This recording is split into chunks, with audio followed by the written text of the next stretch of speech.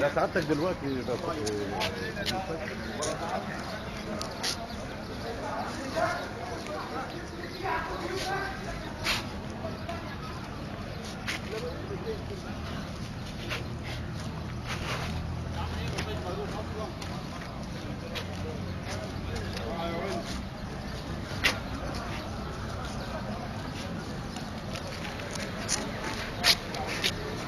انا حسب محمد حسب فني الهندسه بتاع الكهرباء طاقه في مستشفى وسط العام. النهارده طبعا عشان عندنا افتتاح وكده يعني بنشيك على الحاجه بتاعتنا، اللوحات والجنريتور والحاجات اللي ورا.